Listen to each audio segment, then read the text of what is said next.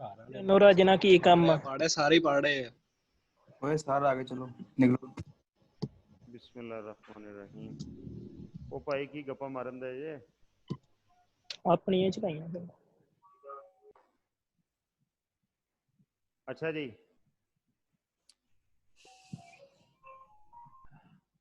हाँ जी, आवाज आ रही मेरी जी? यार ये अपने माइक तो म्यूट करो और कोई हैंड रेज करके बताए। जी अहमद शाह, आवाज आ रही है? जी सर ठीक है आवाज। चलो गुड हो गया। अच्छा जी, अब मुझे ये बता दें कि कल जो हमने पढ़ा है, मैंने कहा था जर्नल एक बना के लाना है, 5-7 एंट्रीज जो हमने खुद ही की हुई हैं उनको जर्नलाइज करके लाना है। तो बनाया जर्नल आप लोगों ने? किस किस ने बनाया, जरा हाथ तो खड़ा करें। बोतल देना इसको फ्रिज की साइड पे।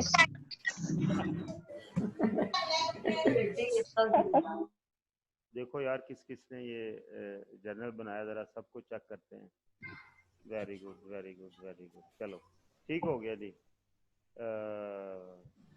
अब इनके हाथों पे यकीन करना पड़ेगा, चेहरे तो मैं देख नहीं सकता, वरना मैं बता सकता था कि किसने एमए हाथ खड़ा किया हुआ, लेकिन एनीवेज दैट्स गुड। अच्छा जी, कोई प्रॉब्लम ये काम करते हुए किसी को आया हो तो वो पूछ सकता है। अब सारे हाथ डाउन कर लें और जिसको प्रॉब्लम है वो हैंड रेज कर ले जरा। अच्छा जी, जी हसन नहीं, चलो निमरा बता दे पहले। निमरा बशीर बताए क्या मसला है। सर मेरी एक ट्रांजैक्शन है, वो मैं बोलती हूँ, उसका मैंने पूछना है। सेल प्रोडक्ट फॉर ₹30 एंड पे tax of ₹10 on that product. तो सर इसमें कैश 2 बार लिखेंगे या एक बार ही आएगा? देखो टैक्स अगर हमारा एक्सपेंस है तो टैक्स एक्सपेंस डेबिट होगा। वही ना हाँ जी, और कैश हमने पे सर, किया है। Debit credit. आप मेरी बात सुन लेंगी या पहले आप अपनी सुनाएंगी? जी सर बताएं आप। हाँ, मैं ये कह रहा हूँ बेसिकली ये 2 ट्रांजैक्शन है। एक ट्रांजैक्शन ये है कि सेल हुई है, जितने की सेल हुई है उतने से एंट्री कर देंगे कैश टू सेल। अब जब मैं ये एंट्री बोलता हूँ कैश टू सेल, तो मैं चूंकि कल समझा चुका हूँ इसलिए मैं ये अंडरस्टैंड कर रहा हूँ कि आपको पता है जब मैं कहता हूँ कैश टू सेल तो इसका क्या मतलब है, ठीक है। और जो मैंने टैक्स दिया, जितने पैसे टैक्स के दिए, अगर वो मेरा एक्सपेंस है तो मैं एंट्री करूंगा टैक्स एक्सपेंस टू कैश। ये 2 एंट्रीज होंगी, ठीक है जी? जी ठीक है सर। और जी जी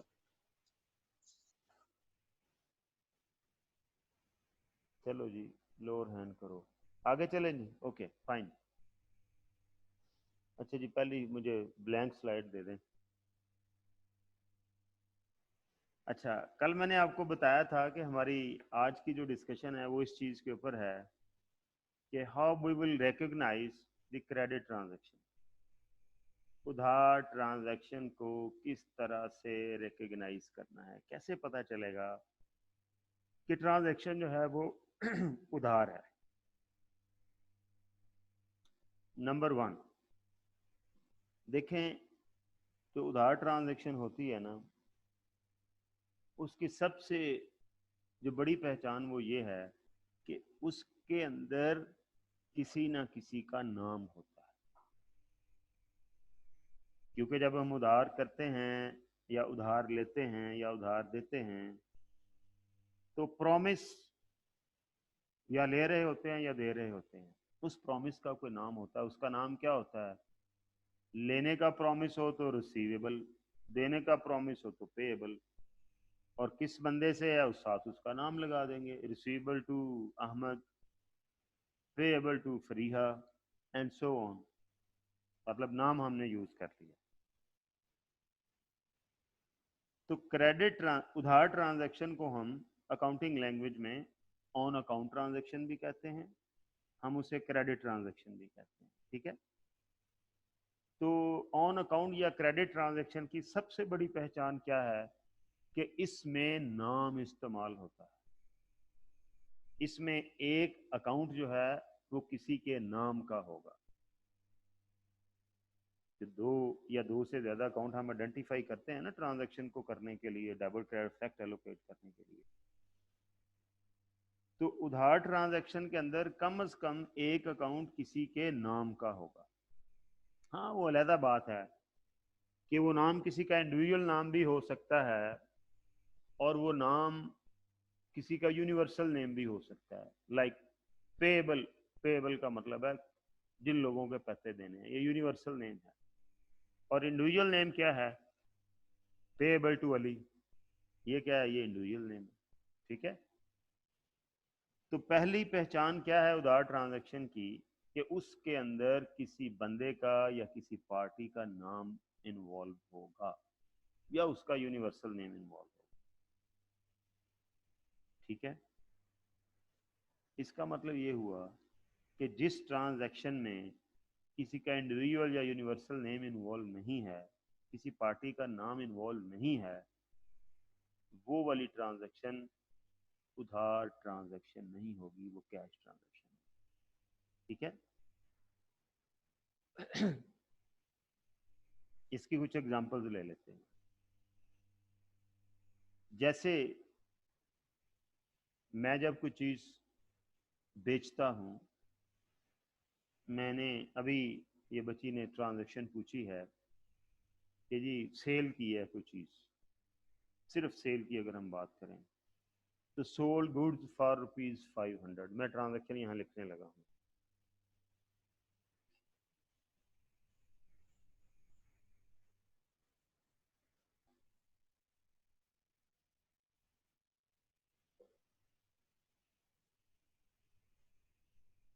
ओके, सोल्ड गुड्स फॉर ₹5,000, 5,000 रुपए में मैंने चीजें बेची हैं। अब इसके अंदर सबसे पहले ये देखना है कि नाम इन्वॉल्व है, नाम इन्वॉल्व इसमें नहीं है।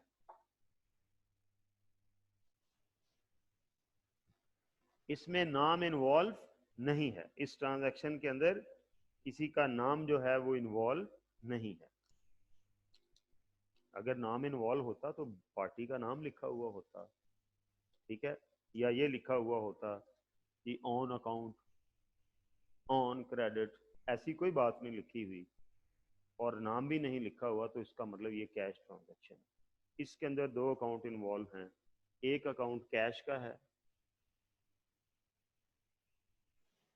कैश एसेट है, इंक्रीज हो रहा है, डेबिट कर देंगे। ठीक है जी, ओके। और दूसरा अकाउंट सेल का है, सेल इनकम है, इंक्रीज हो रही है, इनकम इंक्रीज हो तो उसे क्रेडिट करते हैं, ये ट्रांजैक्शन हो। ठीक है, एंट्री क्या हुई? Sold goods for cash ₹5,000। ठीक है, अब अगर ये ट्रांजैक्शन ऐसे होती लाइक इस तरह से होती, sold goods to Ali and co for ₹5,000, sold goods to Ali and Co for ₹5,000। अब इसके अंदर नाम इस्तेमाल हो रहा है अली एंड को का, लिहाजा ये उधार ट्रांजैक्शन। ये क्या है? उधार ट्रांजैक्शन। उधार ट्रांजैक्शन का मतलब ये है कि इसमें कम से कम एक पार्टी का अकाउंट इन्वॉल्व।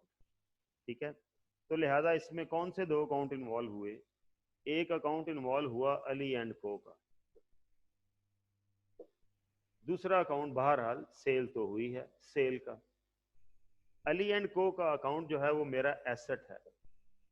अली एंड को का नाम मेरा एसेट क्यों है?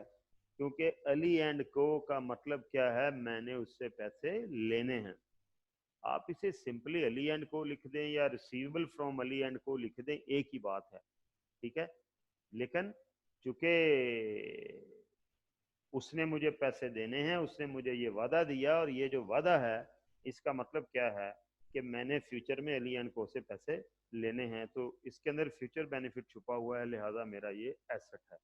जब हम लोगों से वादे लेते हैं कि वो हमें पैसे देंगे तो वो हमारा एसेट होते हैं। और जब हम लोगों को वादे देते हैं कि हम उन्हें पैसे देंगे तो वो हमारी लायबिलिटी होते हैं। ठीक है, तो ये हमारा क्या है, एसेट है अली एंड को, और ये एसेट बढ़ रहा है। पहले मैंने अली एंड को से कुछ नहीं लेना था, अब मैंने अली एंड को से 5000 लेना है, लिहाजा इंक्रीज इन एसेट होगा तो क्या कर देंगे, डेबिट कर देंगे। और सेल जो है वो बहरहाल हमारी इनकम ही है। ठीक है, और इनकम इंक्रीज हो रही है सेल होने से, तो लिहाजा इंक्रीज इन इनकम होगी तो उसे हम क्या करेंगे, क्रेडिट करेंगे, जो हमने रूल पढ़े हैं डेबिट एंड क्रेडिट के। और बोलने में एंट्री क्या होगी, इसकी एंट्री होगी अली एंड को टू सेल। ठीक है, कैसे एंट्री लिखेंगे इसकी, ऐसे लिखेंगे अली एंड को, अगर अली एंड को टू सेल्स 5000, आपने प्रॉपर इसका जर्नल बना के उसके अंदर एंट्री करनी है। ठीक है, इसकी एंट्री क्या होगी, ये वाली जो हमने ऊपर बात की है, इसकी एंट्री होगी जी कैश टू सेल। क्या एंट्री होगी, cash account to sales account. ठीक है, कितने से, 5000।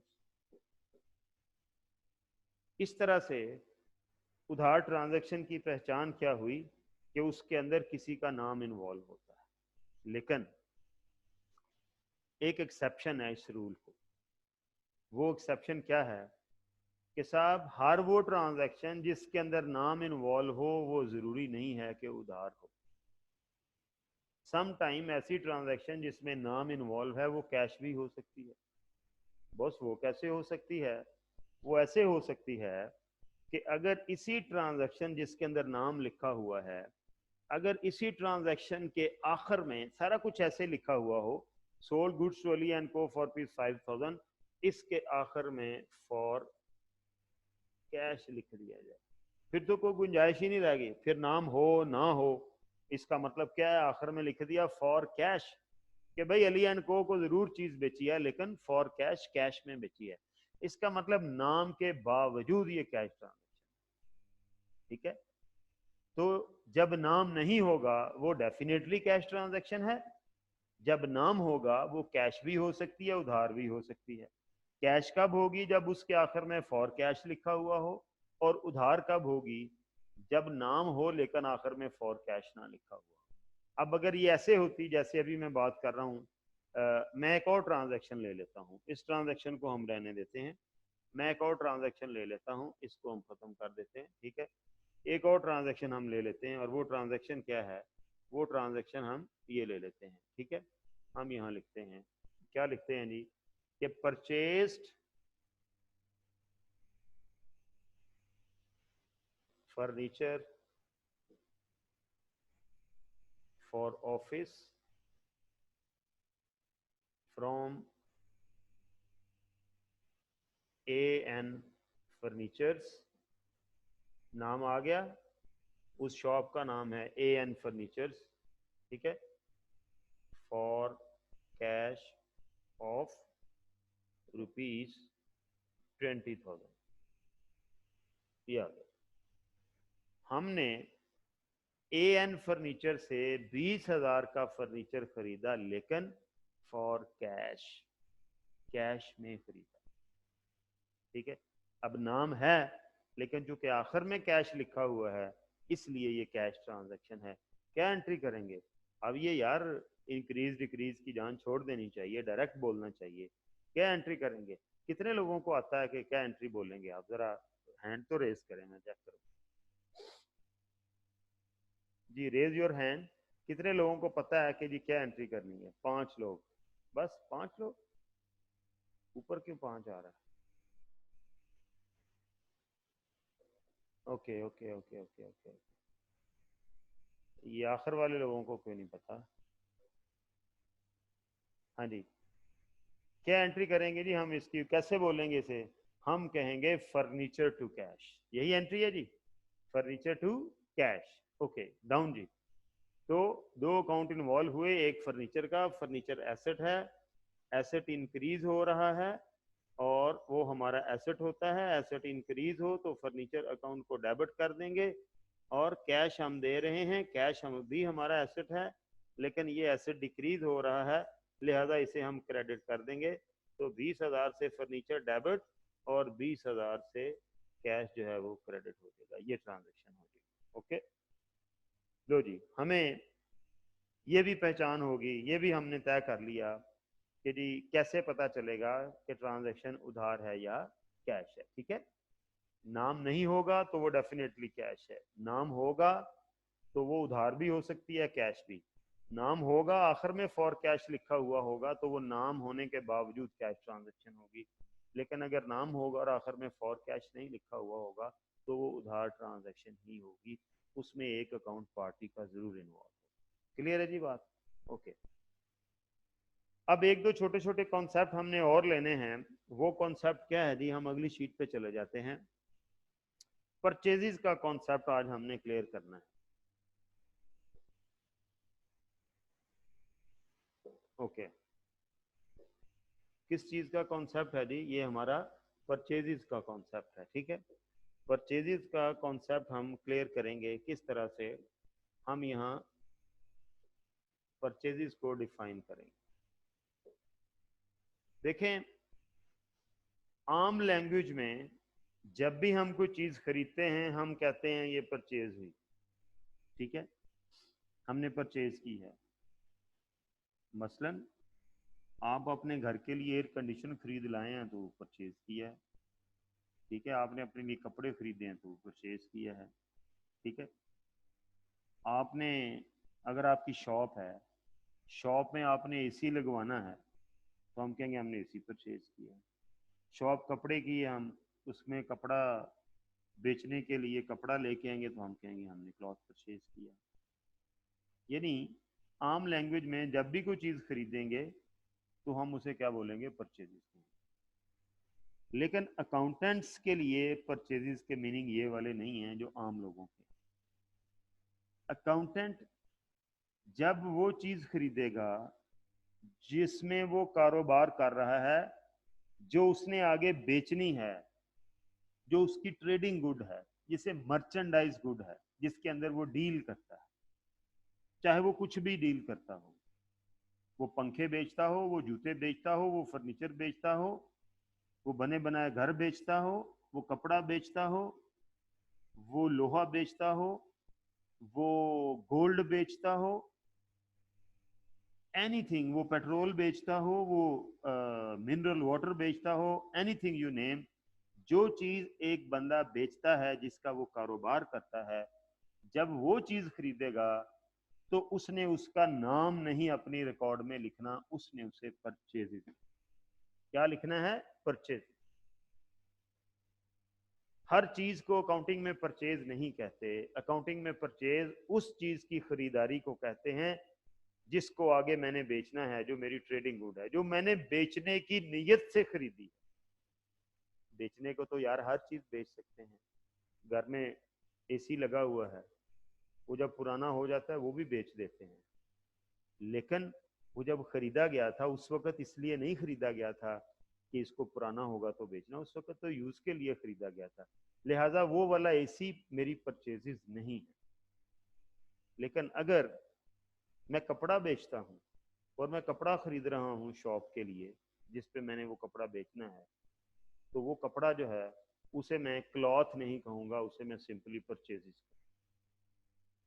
लेकिन उसी दुकान के अंदर अगर मैंने एसी लगाना है तो उसे मैं परचेजेस नहीं कहूँगा, और वो मैंने खरीदा है एसी फर्ज कर ले, तो उसे मैं परचेजेस नहीं कहूँगा, उसे मैं एयर कंडीशन कहूँगा। यानी अगर चीज बेचने के लिए खरीदी जा रही है तो उसका नाम नहीं लेना, उसका नाम यूनिवर्सल नेम परचेजेस है। और उसके अलावा अगर कोई चीज खरीदी जा रही है तो उसे उसके नाम से जाहिर करना है।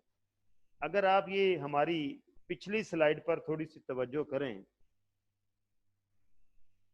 तो इसके अंदर देखें, यहां जब मैंने फर्नीचर खरीदा है तो नरेट करने में जरूर लिखा है परचेज फर्नीचर, वो इंग्लिश सेंस में लिखा हुआ है कि जी फर्नीचर खरीदा, लेकिन उसे मैंने किस नाम, उसका हेड ऑफ अकाउंट का नाम क्या रखा? फर्नीचर रखा। ठीक है, लेकिन इसके बरक्स अगर मैं फर्ज कर लें फर्नीचर का कारोबार करता हूं, मैं बना बनाया फर्नीचर चनियोट से खरीदता हूं और फैसलाबाद में बेचता हूं, तो फिर जब मैं फर्नीचर खरीदूंगा तो उसे मैंने फर्नीचर नहीं कहना, उसे मैंने क्या कहना है, परचेजेस। ठीक है, हमारी बुक के अंदर इसको गुड्स भी कहते हैं। क्या कहते हैं? ऐसे बोला जाएगा कि purchase goods for rupees 50,000।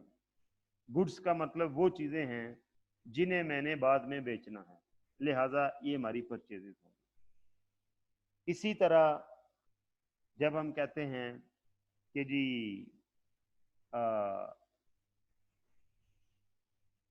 Goods की जगह हम मर्चेंडाइज का वर्ड भी यूज करते हैं, परचेज मर्चेंडाइज फॉर रुपीज 50,000। इसका मतलब भी ये, मर्चेंडाइज का मतलब भी यही है कि वो चीज जिसको मैंने बाद में बेचना है, जिसका मेरा बिजनेस है। लिहाजा जब ट्रांजैक्शन ये लिखी हुई होगी, मैं यहाँ ट्रांजैक्शन लिखता हूँ, हम एक ट्रांजैक्शन यहाँ पर लिख लेते हैं। ओके, ट्रांजैक्शन हम यहाँ लिख लेते हैं। हमने यहाँ परचेजेस को एक्सप्लेन कर रहे हैं हम लोग। ठीक है, ट्रांजैक्शन क्या लिखी? Purchase goods for rupees 50,000। Okay, अब सबसे पहला सवाल, क्या ये बिजनेस ट्रांजैक्शन है? यस सर, 2 अकाउंट इन्वॉल्व हैं इसके अंदर कम से कम। बिजनेस ट्रांजैक्शन में कम से कम 2 अकाउंट इन्वॉल्व होना जरूरी है, बताया था पहले दिन आपको, क्योंकि गिव एंड टेक होता है। कौन कौन से 2 अकाउंट इन्वॉल्व हैं ये जानने के लिए सोचें, क्या ये उधार है ट्रांजैक्शन? नहीं। उधार क्यों नहीं है? क्योंकि इसमें नाम नहीं। सो ट्रांजैक्शन कैश है। जब ट्रांजैक्शन कैश है तो इसमें एक अकाउंट कैश का तो इन्वॉल्व होगा। ठीक है, तो एक अकाउंट कौन सा इन्वॉल्व है? कैश का। ठीक है, दूसरा अकाउंट कौन सा इन्वॉल्व है? गुड्स नहीं कहना, दूसरा अकाउंट क्या है? परचेजेस, क्योंकि गुड्स का मतलब वो चीजों की खरीदारी है जिसे मैंने बेचना है, लिहाजा उसे हम परचेजेस कहते हैं। दूसरा अकाउंट किसका इन्वॉल्व है? परचेजेस। ठीक है जी, ये कैश जो है ये एसेट है, और परचेजेस भी जब खरीदी जाती हैं तो हमारा एसेट होती हैं। कल किसी बच्चे ने सवाल पूछा था, परचेजेस जो हैं जब खरीदी जाती हैं तो हमारा एसेट होती हैं। यार मेरे गोदाम में पड़ा हुआ करोड़ों रुपए का जो कपड़ा है, फर्ज करें मैंने वो खरीद के रखा हुआ है, वो मेरा एक्सपेंस तो नहीं है भाई, वो मेरा एसेट है, क्योंकि मैं फ्यूचर में उससे बेनिफिट लूंगा, उसे बेचूंगा। लिहाजा ये बड़ी मिसकंसेप्शन है। ये जो बीकॉम आईकॉम वाले 2-4 टोटरू होंगे आप में से, उनको यही बताया जाता है जी परचेज एक्सपेंस होता है। टू स्टार्ट विद ये बात सही होती है आपको समझाने के लिए, लेकिन परचेजेस एसेट होती है। ये एक्सपेंस बनती हैं कब? जब ये कंज्यूम होती है। इसका क्या मतलब है? गोदाम में से अगर 1000 मीटर कपड़ा बिक गया तो वो 1000 मीटर एक्सपेंस है, लेकिन बाकी सारे का सारा वो क्या है? वो मेरा स्टॉक है। तो परचेजेस जब की जाती हैं तो वो मेरा एसेट होता है। समझ आ गई बात आपको? ओके, तो कैश एसेट है, परचेजेस करने से कम हो रहा है, परचेजेस एसेट है, बढ़ रही हैं। जो एसेट इंक्रीज होगी वो डेबिट होगा, और जो एसेट डिक्रीज होगी वो क्या होगा? क्रेडिट होगा। एंट्री क्या होगी? Purchases to cash. एंट्री क्या होगी? Purchases to cash. क्यों जी, यहां तक क्लियर है सबको? जरा हैंड रेज करके बताएं, यहां तक सबको क्लियर है? जिन जिन को क्लियर है वो हैंड रेज करें। वेरी गुड, चलो। ये आखिरी वाले बंदे, क्या मसला है इनका? ये शाहजेब, ये जरनील हसन, ये भी हैंड हो, चलो ठीक हो गया जी। एम फैसल रजा, फारूक अहमद भाई, मैं पूछ रहा हूं कि जिनको समझ आ गई है वो हैंड रेज कर दें। ओके, ठीक है जी। ज्यादा लोगों को पता है, जिन लोगों को, अगर किसी को नहीं पता तो you can lower your hand और जिस वक्त मैं क्लास के आखिर में पूछूंगा उस वक्त आप क्वेश्चन कर सकते हैं। ओके, म्यूट कर दो जी सबको, ठीक है। अच्छा जी, परचेज गुड्स, तो परचेजेस वो चीज को कहते हैं जिसे हमने बेचना हो। हमने उसका नाम नहीं लिखना, हम इसकी एंट्री क्या करेंगे, हम इसकी एंट्री ये करेंगे, परचेजेस अकाउंट डेबिट, ये purchases account to cash account, ठीक है। कितने से? 50,000 से। ये कहाँ रिकॉर्ड करनी है? ये वो कल वाला जर्नल है उसी के अंदर रिकॉर्ड करनी है। नरेशन क्या होगी? ठीक है, merchandise goods purchase, good purchase, ठीक है, ये इसकी नरेशन हो जाएगी। और जब हम गुड्स ना खरीदें, मर्चेंडाइज गुड्स ना खरीदें, बुक के अंदर आपको पहचान कैसे करनी है? उसने लिखा हुआ होगा परचेज गुड्स या लिखा हुआ होगा परचेज मर्चेंडाइज। जब ये गुड्स या मर्चेंडाइज लिखा हुआ हो तो वो परचेजेस हो।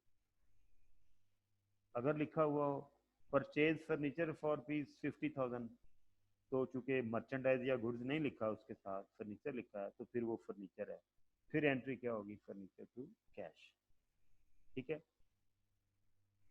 अच्छा, अगर ऐसे लिखा हुआ परचेज गुड्स फॉर पीस 50,000, आगे लिख देता हूँ, इधर इसको कलर चेंज करते हैं जी जरा, आगे लिखता हूँ फ्रॉम अली।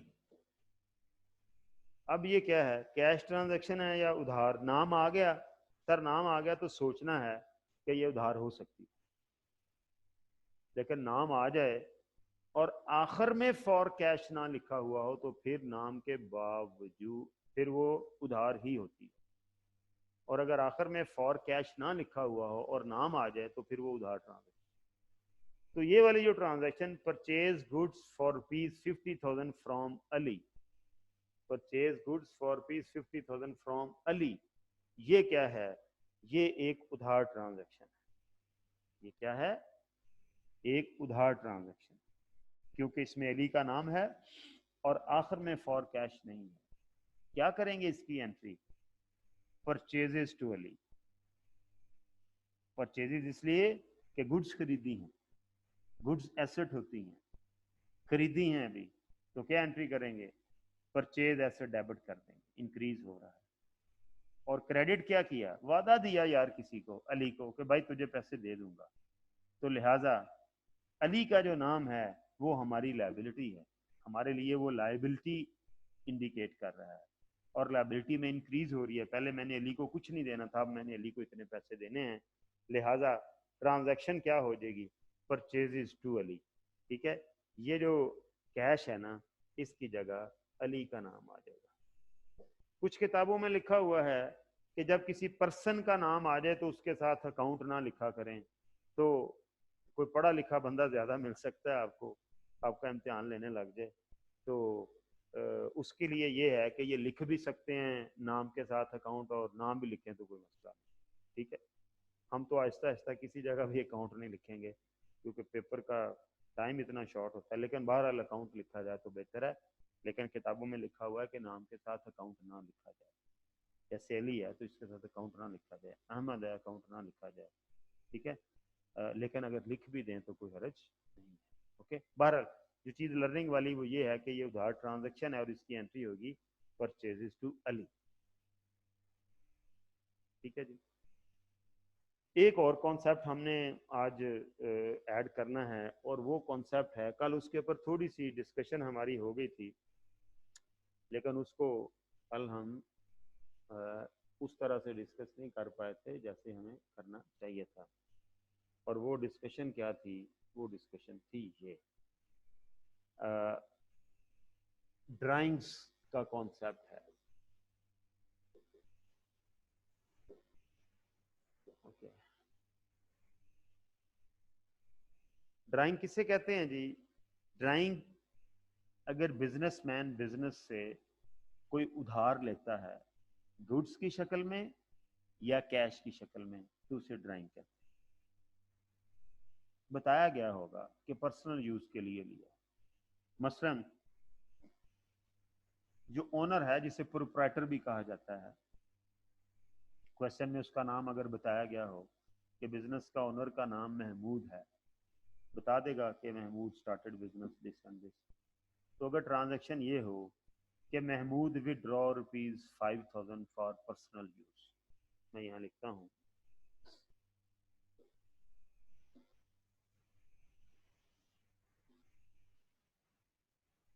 महमूद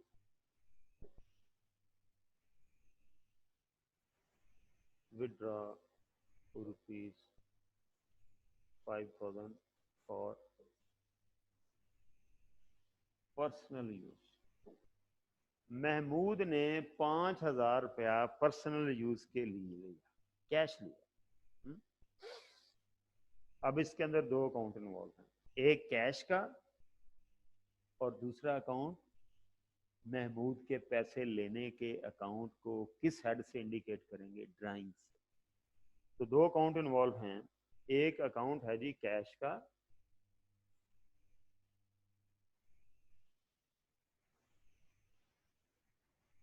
और दूसरा अकाउंट है ड्राइंग्स का। ठीक है, ड्राइंग का मतलब क्या है? Receivable from owner, receivable from Mahmood. ठीक है, तो कैश क्या है? कैश एक एसेट है और ड्राइंग भी एक एसेट है। जिससे पैसे लेने होते हैं वो ओनर हो या ओनर का अब्बा हो या जो मर्जी हो, वो क्या होता है? वो हमारा एसेट ही होता है, हमारा रिसीवेबल ही होता है। लिहाजा किसी और से लेना होता तो उसका नाम यूज करते। ओनर से जब लेना है तो जैसे ओनर के पैसे देने हैं तो उसका नाम स्पेशल रखा हुआ है, कैपिटल। इसी तरह ओनर से अगर लेना है तो उसका भी स्पेशल नाम है, वो क्या है? ड्राइंग। तो एसेट जब वो कैश लेगा ओनर, तो कैश एसेट कम हो जाएगा और ड्राइंग मेरा रिसीवेबल बढ़ जाएगा ड्राइंग की शक्ल में। तो एंट्री क्या होएगी? ये डेबिट हो जाएगा, इंक्रीज इन एसेट, और ये डिक्रीज इन एसेट जो है वो क्रेडिट हो जाएगा। तो एंट्री क्या हो जाएगी? Drawings to cash.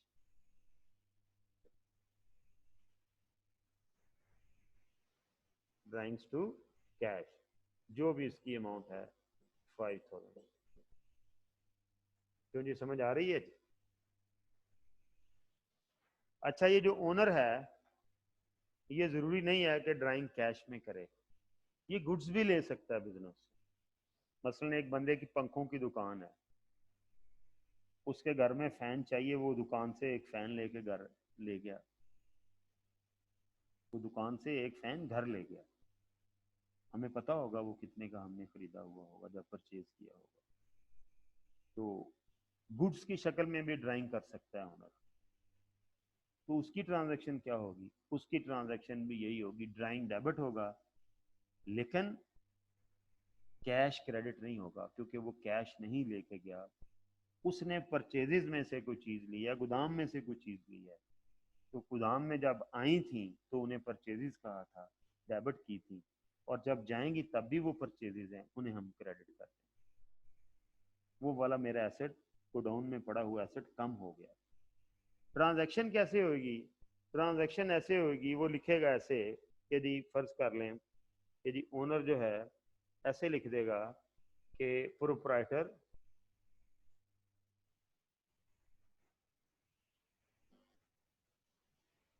Taken goods worth ₹10,000 for personal use. Personal use के लिए उसने 10,000 रुपए की चीजें बिजनेस से ले ली पर्सनल यूज के लिए। ठीक है, तो इसके अंदर दो अकाउंट इन्वॉल्व हैं। उसने जाती इस्तेमाल के लिए चीजें ली हैं तो ड्राइंग तो इन्वॉल्व है ही है, क्योंकि हमने ये पैसे ओनर से लेने हैं। और दूसरा अकाउंट कौन सा इन्वॉल्व है? परचेजेस का। परचेजेस में से ली है ना, ड्राइंग एसेट है, बढ़ जाएगा कि मेरा रिसीवेबल फ्रॉम ओनर बढ़ गया 10,000 से। पहले मैंने ओनर से 0 पैसे लेने थे, अब 10,000 लेने, तो ये वाला एसेट ड्राइंग वाला बढ़ गया ना। और परचेजेस मेरा एसेट होती हैं, जब खरीदता हूँ तो जब ओनर ले जाता है तो कुछ परचेजेस कम हो गई, तो ये वाला मेरा एसेट डिक्रीज हो गया, लिहाजा इसको डेबिट कर देंगे, इसको हम क्या कर देंगे, क्रेडिट कर देंगे। एंट्री क्या हो जाएगी, एंट्री हो जाएगी ड्राइंग्स टू परचेजेस। क्या एंट्री हो जाएगी, drawing account to purchases account, कितने से, 10,000, ये एंट्री क्लियर होनी चाहिए जी बात।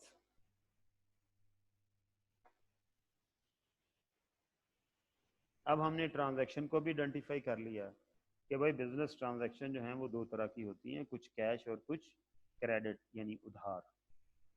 उधार ट्रांजैक्शन की पहचान कैसे करनी है, जिसमें हम कोई चीज़ उधार खरीदते या उधार बेचते हैं, और वो कैसे पहचान करनी है मैंने बता दिया, वो उधार ट्रांजैक्शन होगी। और जो फौरन कैश दे लें, तो चीज़ परचेज करके कैश दे दें या सेल करके कैश ले लें, वो क्या होगी, वो कैश ट्रांजैक्शन। तो जब हम एंट्री करेंगे तो हमारे पास कोई चीज़ हम कैश में बेचें या ख़रीदें, तो उसके लिए जो उसका बिल होता है उसे मैंने कल भी बताया था कैश मेमो कहेंगे।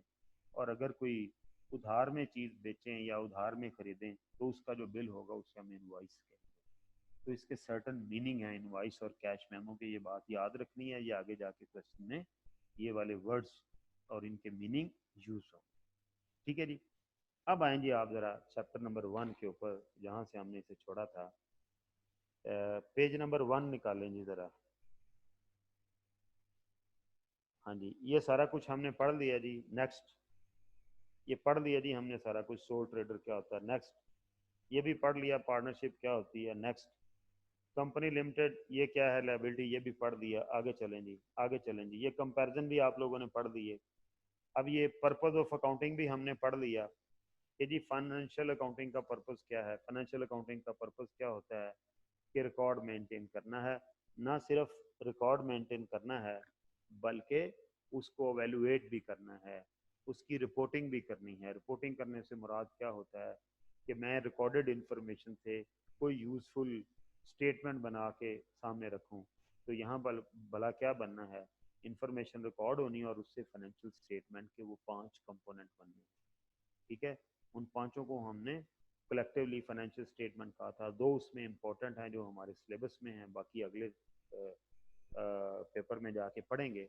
तो बेसिकली पर्पस क्या हुआ, to record and to evaluate the result of the business. Evaluation कैसे करनी है, by preparing the financial statement. Okay, उसके बाद आ गया जी accounting system. Business entities operate a system to record business transaction in accounting record. This system is called book keeping. ठीक है, a large business and many small ones have the bookkeeping system of recording financial detail of their business's transaction on regular basis. The bookkeeping records of the business are often referred to the accounts of the business. ये जो record maintenance का अमल है, आपको याद है हमने accounting cycle पढ़ा था, give and take, transaction, journal, ledger, trial. ये जो ट्रायल तक का प्रोसेस है इसे हम बुक कीपिंग कहते हैं। ठीक है, ये जरा मैं एलेबोरेट करना चाहूंगा। हम एक शीट यूज करेंगे, ये देखिएगा। ओके, हमने यहाँ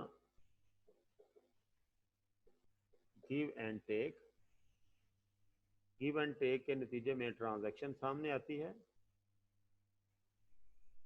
उस ट्रांजैक्शन को हम जर्नलाइज करते हैं। जर्नल के अंदर जो हम सीख रहे हैं अभी, जर्नल से वो ट्रांजैक्शन जो है वो लेजर में चली जाती हैं। लेजर से ट्रायल बैलेंस बनती है।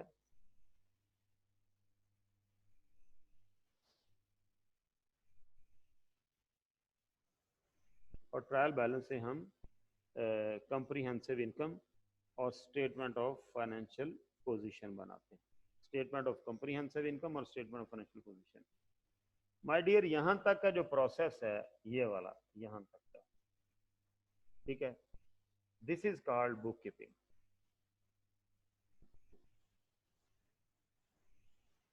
और ये वाला जो प्रोसेस है दिस इज कॉल्ड रिपोर्टिंग। और इस सारे को, इन दोनों प्रोसेसेस को कलेक्टिवली हम अकाउंटिंग कहते हैं। ठीक है, इस सारे को हम कलेक्टिवली क्या बोलते हैं? अकाउंटिंग कहते हैं। तो ये जो सिस्टम ऑफ रिकॉर्डिंग है, यहाँ तक ट्रायल बैलेंस तक जो हमने सीखना शुरू किया, हम इस वक्त यहाँ पर हैं, इसे हम क्या कहेंगे? We will call it book keeping, किताबें रखना, बुक कीपिंग। इसे उर्दू में असूल मुहासबी भी कहते हैं, बुक कीपिंग, रिकॉर्ड कीपिंग। और ये जो स्टेटमेंट ऑफ कम्प्रीहेंसिव इनकम और स्टेटमेंट ऑफ फाइनेंशियल स्टेटमेंट बनाने का जो अमल है, या बाकी स्टेटमेंट जो 3 और हैं जो कि अभी इस लेवल के ऊपर सिलेबस में नहीं है, उनको भी मिला लिया जाए तो फाइनेंशियल स्टेटमेंट बनाने का जो अमल है, इस अमल को रिपोर्टिंग कहते हैं। और इन दोनों को, बुक कीपिंग को और रिपोर्टिंग को जमा कर लिया जाए तो कलेक्टिवली इस सारे प्रोसेस को हम क्या बोलते हैं? अकाउंटिंग कहते हैं। तो उसने ये बताया हुआ है कि जी अकाउंटिंग क्या है। आगे ये बुक के अंदर एक अजीबो गरीब किस्म की बात उसने पता नहीं किस कॉन्टेक्स्ट में यहाँ डिस्कस कर दी है। ये यहाँ डिस्कस नहीं होनी चाहिए थी, किसी लेटर स्टेज के ऊपर होनी चाहिए थी। ठीक है, ये है chart of account. Chart of account basically हम डिस्कस कर जाते हैं यहीं पर। चार्ट ऑफ अकाउंट बेसिकली जो कंप्यूटराइज्ड अकाउंटिंग होती है ना, उसके अंदर हर हेड को एक कोड लगाया जाता है। हर हेड को क्या किया जाता है? एक कोड लगाया जाता है।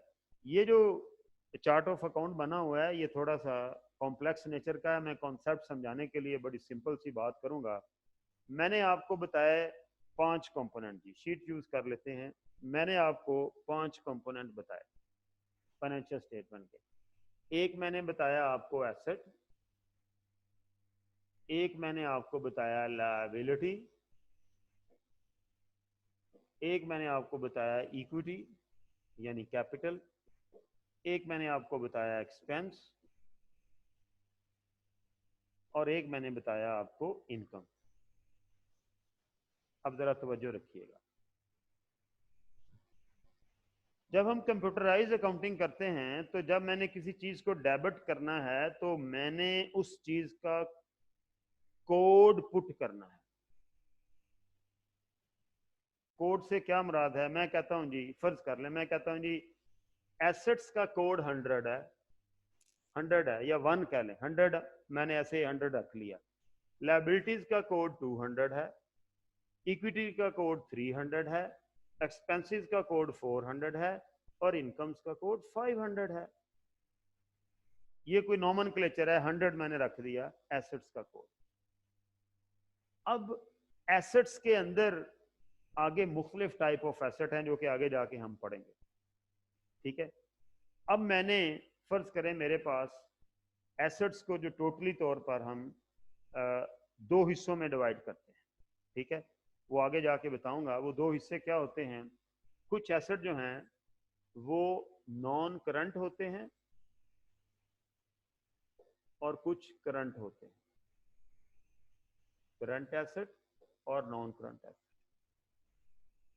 जो करंट एसेट है इसका कोड होगा 100-01, सॉरी नॉन करंट एसेट, और जो करंट एसेट होंगे उनका कोड होगा 100-02। ठीक है, अब करंट एसेट के अंदर आगे बहुत सारे करंट एसेट होंगे, मसलन कैश है, बैंक बैलेंस है, ये सारे हमारे करंट एसेट हैं। ठीक है, तो इनको हम इनके इंडिविजुअल कोड जो है वो लगा देंगे। मसलन करंट एसेट के अंदर मैं कहता हूँ जी एक करंट एसेट कैश है, एक करंट एसेट बैंक बैलेंस है। मैंने इसीलिए कहा ना कि ये इसकी जो प्लेसमेंट है बुक के अंदर ये सही जगह नहीं है, क्योंकि ना मैंने अभी करंट एसेट बताया ना नॉन करंट एसेट बताया, और ये चार्ट ऑफ अकाउंट डिस्कस करना शुरू कर दिया। ठीक है, तो बहरहाल मैं थोड़ा सा बता के आगे चलूंगा। फिर मैं क्या करूंगा, जब मैं ये चीज़ें बता चुका हूँ फिर मैं आपको उस वक्त दोबारा यहाँ पर लेके आऊँगा, लेकिन ताकि आपके जहन में कंफ्यूजन ना रहे कि यार ये पता नहीं कितनी मुश्किल बात थी। अब ज़रा देखिएगा, अब मैंने ना कोड लगाना है कैश का। तो कैश का कोड क्या है? 100 मेन कोड। सब कोड क्या है? ये करंट एसेट है, उसका कोड क्या है? 02 और कैश का 01। बैंक बैलेंस का 100, 02 और 02। इसी तरह जितने करंट एसेट आते जाएंगे वो 03, 04, 05 ये वही रहना है, 100-2, 100-2, 100-2 एंड सो। ठीक है, ये 1, 2, 3, 4, 5, 6, 7, 8 जितने करंट एसेट होंगे उनका हर एक का एक अलग कोड होगा।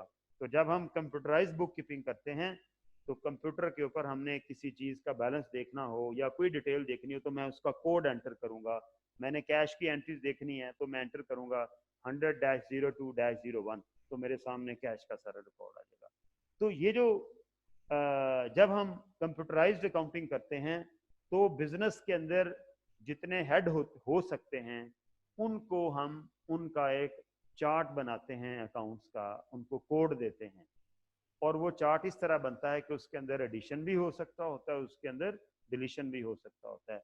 तो आप यूं समझ लें कि कंप्यूटराइज्ड अकाउंटिंग के अंदर हर हेड ऑफ अकाउंट को वो किस कैटेगरी में ग्रुप होता है उसके हिसाब से उसकी सब कैटेगरी क्या है, उसके हिसाब से उसका इंडिविजुअल कोड क्या है, हम उसे एक कंप्लीट कोड देते हैं और उन तमाम जो अकाउंट्स हैं उनके जिस डिटेल के अंदर सब अकाउंट लिखे हुए होते हैं और उनके आगे उनके हेड ऑफ अकाउंट उनके कोड लिखे हुए होते हैं, उस डिटेल को हम बेसिकली चार्ट ऑफ अकाउंट कहते हैं। मेरा ख्याल है यहाँ की हद तक मैं समझाने में कामयाब हो गया हूँ।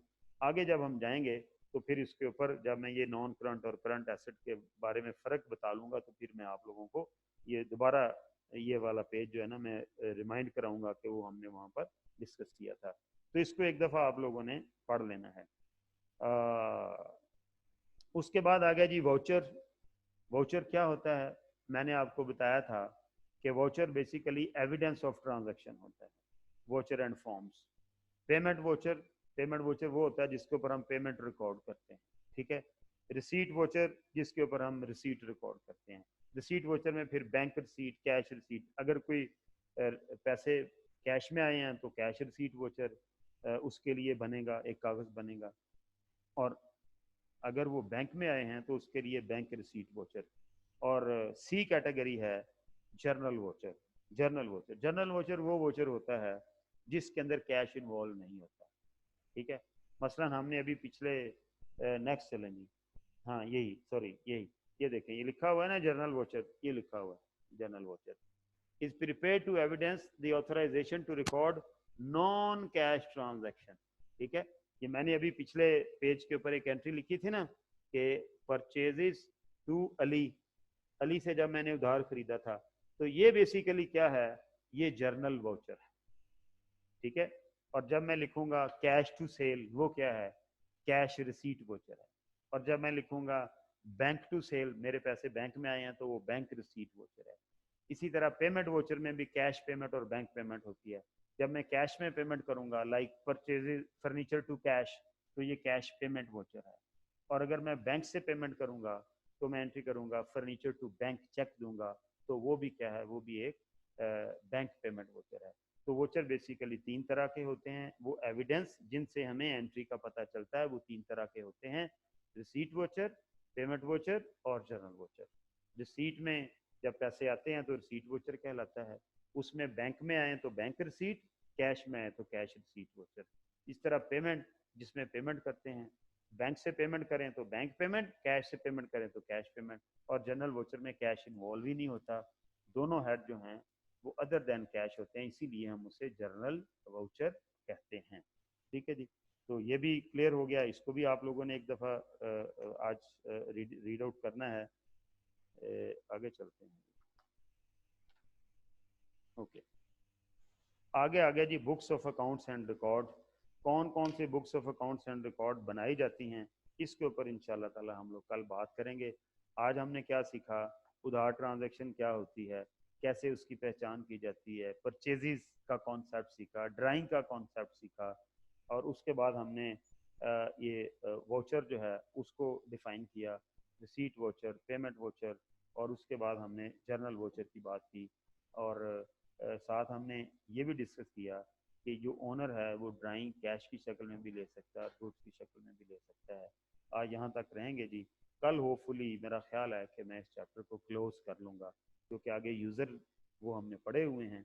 तो ये वाला पोर्शन रह गया है रिकॉर्ड वाला, और एक दो चीज़ें और हैं, ये कल डिस्कस करके इंशाल्लाह ताला हम इसे क्लोज करेंगे और फिर डिस्कस करते हैं टेस्ट का भी कोई इसी तरह ऑनलाइन सिस्टम बनेगा इंशाल्लाह ताला। Any question? जी उसामा सर हमने ड्राइंग को लायबिलिटी क्यों नहीं कहा, एसेट क्यों कहा? इसलिए कि Explain यार कर दो। पैसे लेने हैं, लायबिलिटी तो देने होते हैं, ठीक है। सर लेकिन वो भी प्रॉमिस तो है ना। तो भाई प्रॉमिस दो तरह के हैं, एक वो प्रॉमिस जो पैसे लेने का है, एक वो प्रॉमिस जो पैसे देने का है। जो पैसे लेने का प्रॉमिस है वो एसेट होता है, और जो पैसे देने का प्रॉमिस है वो लायबिलिटी होता है। इसको अपने Okay, sir. कॉन्सेप्ट ठीक कर लें, ठीक है। Okay thank you sir. जी हसन गोल। जी हसन। ये जर्नल वाउचर और इनवॉइसेस में क्या फर्क होगा? इनवॉइसेस जर्नल वोचर की ही एक फॉर्म होती है। Invoices is like journal voucher, जिससे पता चलता है कि क्या ट्रांजैक्शन उधार हुई है, तो वो जर्नल वोचर ही होता है इनवॉइस, ठीक है। स्पेसिफिक नेम सर इसके बाद में जी सर इसके बाद में स्पेसिफाई किया जाता है इस नेम वाउचर, क्या किया जाता है? स्पेसिफाई सर मतलब अलग किया जाता है। अगले प्रोसेस में जाके देखिएगा कि इसको क्या करना है। अभी सिर्फ इसको अंडरस्टैंड करेंगे जर्नल वोचर होता क्या है, ठीक है। ऐसा एविडेंस जिससे ये पता चले कि कैश इन्वॉल्व नहीं ट्रांजैक्शन में, वो जर्नल वोचर कहलाएगा, वो इनवॉइस भी हो सकती है। जी सुभान।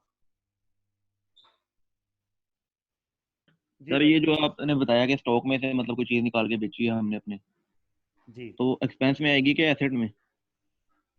नहीं, जो चीज बिक गई जी वो हमारा एक्सपेंस हो जाएगी। सर मतलब वो तो कैश आया है जिसके उसके बदले, तो वो एसेट नहीं होगा? वो सेल होगी।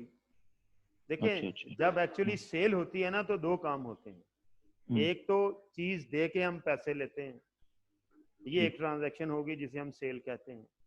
और दूसरा, हमारा जो स्टॉक है वो कंज्यूम हो जाता है, वो कम हो जाता है, जो पहले एसेट था वो एक्सपेंस में कन्वर्ट हो जाता है। तो ये एक ट्रांजैक्शन है, ठीक है, कि हमारी परचेजेज अब पहले एसेट थी, अब एक्सपेंस होगी, कंज्यूम हो गई। तो वो सेल उधर हुई और इधर एक्सपेंस हुआ, फिर इन दोनों का डिफरेंस प्रॉफिट आएगा। वो आगे जाके डिस्कशन और करेंगे इंशाल्लाह। सर एक्सपेंस उसी को पूछ रहा है कुछ। जी बोलो। एक्सपेंस सर ज्यादा होगा कि कम होगा फिर वहां से?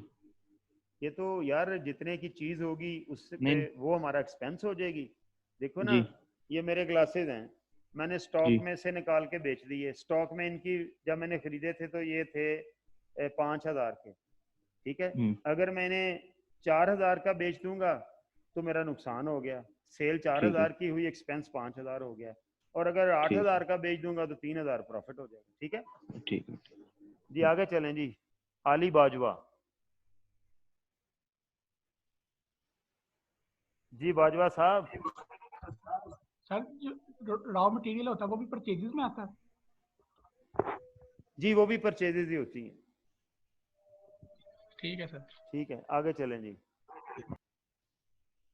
ये क्या है? शिजा। अस्सलाम वालेकुम सर। वालेकुम अस्सलाम। सर एक दफा ड्राइंग्स का कॉन्सेप्ट क्लियर कर दें, ड्राइंग्स की नहीं समझ आई।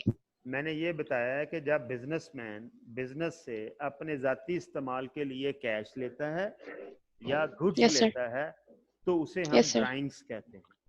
और ड्राइंग हमारा एसेट होती हैं, क्योंकि ये अगर उसने कैश लिया तो कैश हमने वापस लेना है, उससे उधार लिया है उसने, और अगर उसने गुड्स लिए हैं तो हमने उससे उसकी कीमत वापस लेनी है, ठीक है। तो लिहाजा वो कैश ले या गुड्स ले, वो हमारा एसेट होता है और उसे हम ड्राइंग के नाम से इंडिकेट करते हैं, ठीक है।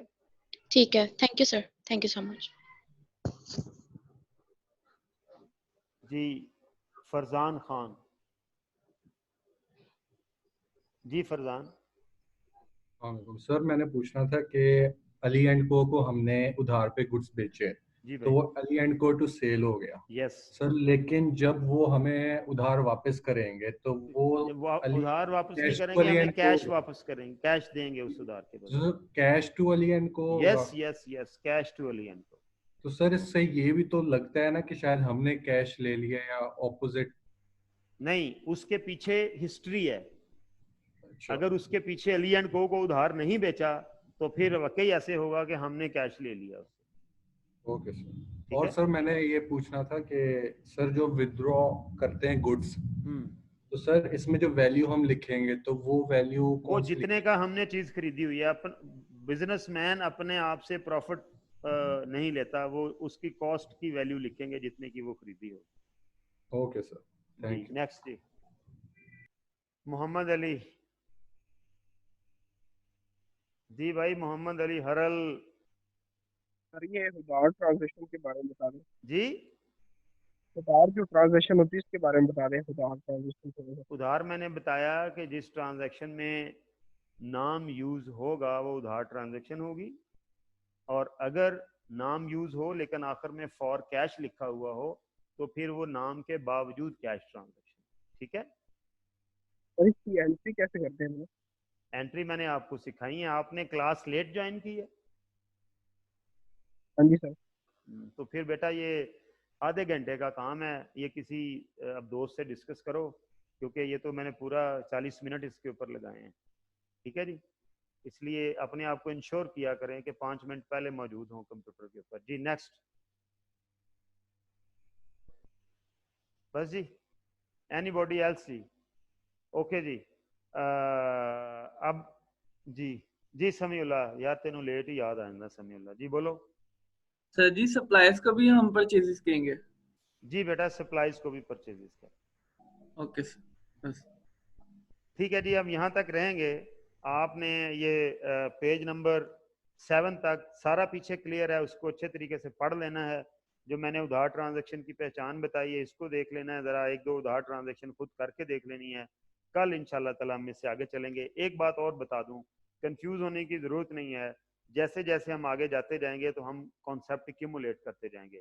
जैसे आज मैंने ड्राइंग का किया, परचेजेस का किया, क्रेडिट ट्रांजैक्शन का किया, इसी तरह जब हम आगे जाएंगे तो और भी कॉन्सेप्ट साथ मिलते जाएंगे और हमारी अंडरस्टैंडिंग बेहतर होती है। लेकिन उसके लिए एक शर्त है, शर्त ये है कि आप ये जो इनिशियल क्लासेस हैं इनका 1 मिनट भी मिस ना करें। जैसे वो भाई क्रेडिट ट्रांजैक्शन का पूछ रहा है तो उसके ऊपर तो हमने 40 मिनट लगाए हैं, दैट नीड अनदर लेक्चर। ठीक है, और अल्टीमेटली जब आप टाइम पर नहीं होंगे तो फिर काम खराब होगा। टाइम और इन्वॉल्व होकर पढ़ना है, ये ना हो कि साथ फ़ोन भी रखा हुआ, मोबाइल पर मैसेज भी चल रहे हों, ऐसे नहीं है। ठीक है, वो जो 50-55 मिनट हैं वो फिर मेरे हैं। ठीक है, उसके अंदर बाकी सारी दुनिया भूल के आपकी तवज्जो मेरी तरफ होनी चाहिए, तो फिर इंशाल्लाह ताला अल्लाह मियाँ बरकत डालेंगे इसमें। ठीक है जी, आज के लिए इतना ही, कल इंशाल्लाह ताला इससे आगे चलेंगे। अल्लाह मियाँ आपको इस ईमान में रखे। Thank you very much, God bless you.